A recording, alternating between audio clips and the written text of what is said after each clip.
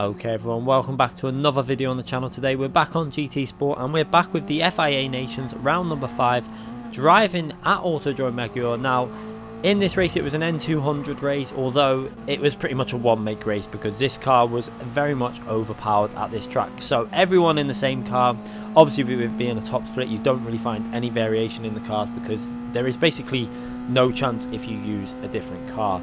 Now in this race, with the first race of the day that I was doing at this track, a lot of people had already done the race.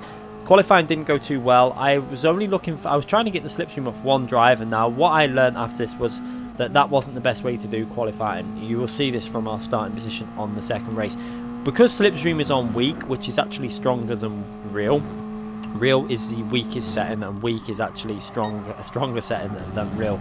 And in that scenario, you pick up a slipstream from quite far back. And because of that, you're best being in a group of about 4 to 5 cars where you basically, every car is increasing the slipstream strength that you're getting, braking even more air and giving you so much more straight line speed than you would if you was just behind one car. Now I figured this out fairly quick on the stream. I thought that would be the reason, and in the second race we changed that and got a much better qualifying. But you can see in this race, down in P13, not really where I'm used to starting, but I didn't really expect too much in this race, to be fair, because I'm not the best in road cars. However, I think I had the speed fairly equal to a lot of other drivers. It was just obviously down to the qualifying that really affected the starting position. But it was a learning experience, this race, and you can see starting from P13, a lot of cars up ahead. You can see there's a car going wide there through the final corners, and we've got P9, 10, 11, 12, 13, all very close together here. And then there's quite a big gap, but there's chaos up ahead. There's one car has actually hit the wall on the left-hand side. Now,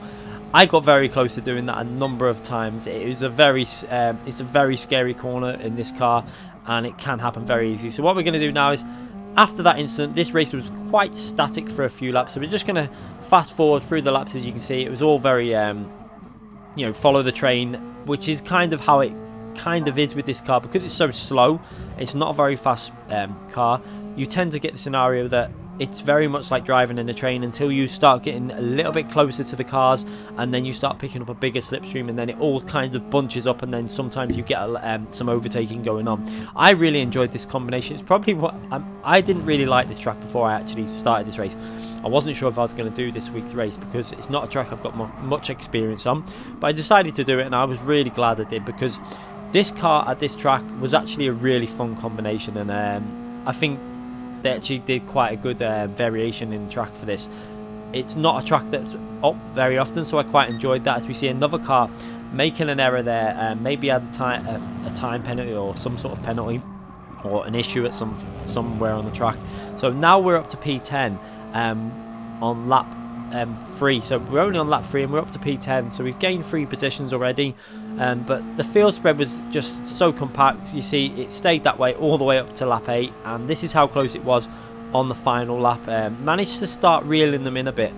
It did take me a bit of time to get you into a rhythm of the track, but the race was very static for that time. Now obviously it's not the most enjoyable to watch, but I really enjoy races like that when it's just very static. I quite enjoy being in the race when it's like that, and it feels very realistic, and you're fighting to gain a 10th. It's quite enjoyable when you're driving, but it's not the most enjoyable to watch. So we're going to just fast forward that again, and we're now on obviously the final lap of the first race.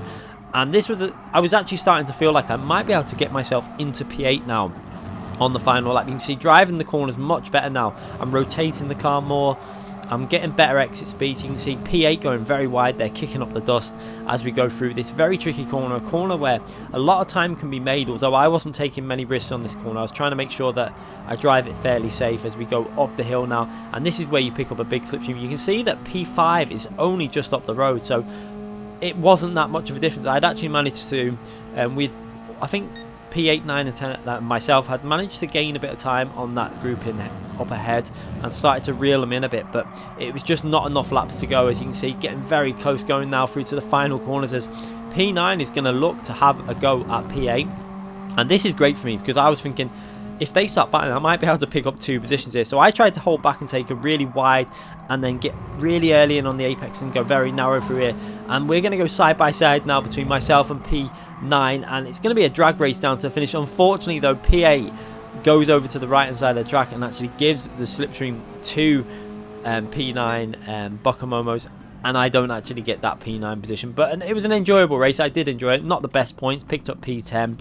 Managed to gain 3 positions, so we didn't lose any positions. So it was a pretty average result, to be fair. Not the type of result that I expect to get on this game. However, the next race, we sorted the qualifying out. We did what I said. We got in a group of 5 or 6 cars and managed to qualify up into P3. And a massive difference this makes in this combination, because it is quite hard. Even though you get the slipstream, it's quite hard to overtake, because you find that loads of cars are getting the slipstream off each other. And because we're now up to P3, it's much more chance of picking up some good points, because there was still some very good points for this race. I think it was like the winner for this race was 2,700 or I think it was 2,700 points for the win for this race. So a very competitive lobby, but really good to be up into P3 by getting that qualifying sorted. I think the qualifying lap was about 6 tenths faster than my previous lap on the other race, purely because of the slipstream. And maybe this kind of highlights that they shouldn't really be running weak slipstream in qualifying, or should just be doing single qualifying, where you're on the track on your own, no other cars visible, so you don't pick up any slipstream. I think that would be the best way to do it, because I felt like you're not really getting who's the fastest at the front. It's just a case of luck of where you get the slipstream. So a little bit of a strange situation in qualifying. Normally you don't really want to be near too many other drivers. Some combinations you do, but normally you want to have a bit of a clear track so you can drive your own track, like race qualifying lap. You don't get in the dirty air, but for this combination that wasn't so. With this car having such little speed, the dirty air didn't really have much of an effect on it. As you can see, P2 there starting to lose the slipstream from P1, and this was frustrating, because I didn't want him to lose that slipstream. I wanted him to drag me up to P1, and you can see I'm going quite aggressive, because I'm trying to either get past him or push him to get as close to P1 as possible. But it looks like P1 has actually broke that slipstream already. You can see the gap pretty much over a second already as we go through the final corners on lap 1. And now I'm going to have to just try and hustle the car and try and see if I can get past Sergio in front of me, or push him to get back into that slipstream. Although P1's speed on this track was absolutely amazing. I think he was using a shifter. I'm pretty like 99% sure he was using the shifter, because I watched the shifting that he was doing, and it was no way I could get the kind of speed that he was getting out of the car was shifting with just the paddle shifters. He was doing like 60-70% shifting, and there was no gap between the shifts, whereas when you're using the paddle shift, obviously you get that gap because you're not using the clutch. Now I could use the clutch, but I've explained it many times on stream. With the Playseat that I use, it's just not possible because of the bar down the middle. So you are at a bit of a disadvantage on combinations like this if you're not using the shifter. I mean, you can see just how much he's pulling away there. The speed advantage down the straights was quite great, and he was able to go through some corners he seemed to be able to go through some corners in different gears, and get into gears a little bit earlier because the shifting was obviously quicker for him. But you can see we've managed to get ourselves up into P2 now, and I really tried to get on the power nice and early coming out the final corner to see if I could pick up the slipstream. But unfortunately, because I did that, I ran a little bit wide, and it was pretty much a do or die thing. I wanted to get as much speed out of that corner as possible to see if I could pick that slipstream up from P1, but unfortunately ended up losing time to him, and now I've just got to try and push and see if I can hold off the drivers behind me. Now, this was, again, from this situation, now it was a great start to the race, but it actually went a little bit static for a bit, because we managed to hold on to this P2 for quite a few laps until I think it was a little bit further on in the race. We'll skip through to, I think it's lap 7 or 8 when it all starts kicking off. As you can see behind me, a really close race behind me. It's kind of what you expect with the way the slipstream was in this car, though, that the cars were going to bunch up and stay very close and not really get away from each other. As you see Sergio getting very close there as we go into turn 1, but he's not going to go for the move there. Obviously this is just lap 2, no point really risking it on lap 2. But now, are we going to be able to pull away a bit? I'm going to try and get on with the race and try and build up a gap in the early phase of the race, because obviously you really need to have about 5/10 of a second gap to P2 to stop them being able to make any move into any of the corners. So you can see, looking back in the mirror, we've managed to get the gap to around 4 or 5/10, but just look how far away P1 is. P1 has actually pretty much run away with this race already. He broke the slipstream very early on, so once he break the slipstream, because he's using the shifter, I'm pretty sure he was using the shifter, 99% sure he was using a shifter in this race, because I analysed the way he was changing gears, and the shift speed was way faster than what I was getting using the paddle shifting. So it is an advantage of about 3-4 tenths a lap, sometimes more depending on the track and car and depending on how much the car bogs down during shifting. But he was doing a great job in P1 and was pulling away nicely. So now I've just got to try and hold on to P2. You can see the gap I've actually got to P2 and 3 and actually held on really well. We're going to join the race further on now. This is a few laps later. I've managed to hold on really well through the race. No real issue. This is lap 7 we're starting now. And I think it's like 3-4 laps, drove pretty much perfect, held them off, was keeping the gap to about 3-4 tenths, driving really well, not really making any errors. And doing a great job at holding on to P2, considering obviously I've got no slipstream at this phase. I was really impressed with how I was managing to keep the speed and keep myself in that P2 position. As you see, P2 and 3 going side by side there. A tiny bit of contact between them, but that's okay. You tend to get a little bit of contact with these cars anyway because they're not really the fastest cars. So you can have a little bit of contact as we go through the really fast, twisty corners. And you can see how close the battling is. There's a little bit of a gap between P5 and 6. Just not, P6 is just that little bit off the slipstream, about a second, 1.2 seconds. So he's not getting the full extent of the slipstream as we go on the straights. But now I made an error on that corner there.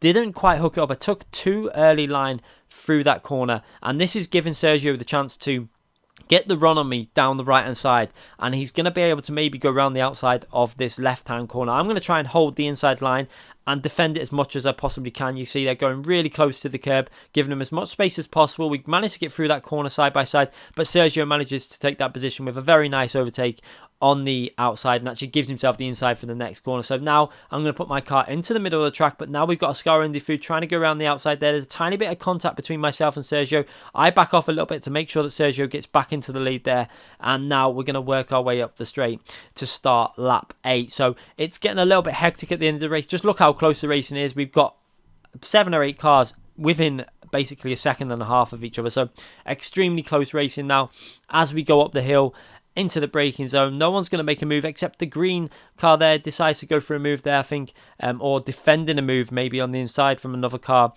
This is just really close racing. It's really enjoyable to be involved with these racings with this car. I do enjoy this car. I think I will be racing any race where this car is strong. I will do it because it's such an enjoyable experience driving. I do like the way it handles. I like the way that it actually has grip on the sports tyres, probably because it's got quite high downforce. You see Sergio there pushing quite hard. We're going to push hard as well and see if we can get back into that P2, because I felt like I drove so well up to that phase, holding the slipstream off, but then one silly mistake and I lost that position. So that's the type of things that happen in these top split races. You know, a little mistake can cost you big, and now we're just going to pick up that slipstream. But the advantage now I've got obviously is I've got the slipstream, so I can obviously use the slipstream to defend against P4 behind me, and I can also use it to try and get myself into second place again as we're going through these very tricky corners. You've really got to line it up nicely to get a good solid exit from the corner, and you see I did that really nicely, and I'm actually in a position now to have a little look at maybe an overtake. So I'm going to go to the right hand side. Sergio's not going to go too defensive, although he brakes a little bit late, gets the rear of his car onto the grass and nearly loses it going into the final section. Now I've got a really big slipstream, although I didn't quite hook the apex that corner up, but I'm into third gear nice and early, and now we're picking up the slipstream as we're going to go into the final corner. Now I was going to go for a move on this corner. We're going to have a little look now as we go into the first corner for the final time into the braking zone. Indian Food has a little look up the inside. I go to have a little look up the inside of Sergio, and I get hit by Indian Food, which then knocks me into Sergio. Now we analysed this live on stream, and I think when I was in the moment, I was at this point, I didn't realise I'd hit Sergio, and I should have given Sergio that position back 100%, because even though Indian Food hit me, I then hit Sergio. But during the stream, if you watch it, I don't even think I recognised that. I was a little bit wound up and didn't even recognise that I should have done. So 100% I should have gave that position back to Sergio, but I didn't even realise what had happened. It was such a quick thing that happened where I got hit and then I got hit into Sergio. And I apologise to Sergio. I should have given you that position back. And I think next time, anything like that, and I will, obviously, if I see it and I need to be a bit calmer during the situation, I will give him that position back.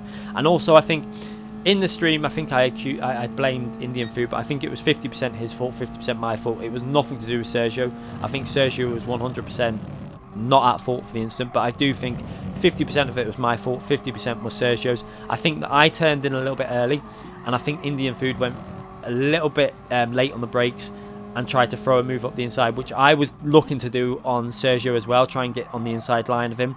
But I think we both had the same idea of what to do on that turn one, and we both tried to do it to other cars, and it just knocked on effect, and Indian Food hit myself, which then knocked me into Sergio, but not Sergio's fault. 100% a mixture of my fault and Indian Food's, which I will take the blame for. When I've looked back and seen it and I've calmed down, I have looked back and I can see that was just as much my fault as it was Indian Food's. And it wasn't. You can see at this point now, just before the contact with Sergio, I was trying to have a little look up the inside, and we're all basically in a line. You can see it on the bottom right-hand corner, going into the corner. We're all basically trying to get 3 cars into one corner. It's never going to work. Not Sergio's fault. That's 100% mine and Indian Food's fault for trying to do that move. And I apologise to Sergio for that. Anyway, I hope you enjoyed that video. We ended up finishing P2, although it was kind of... It wasn't as nice as I would like. I would have liked to have got that legit without what happened on turn 1. So...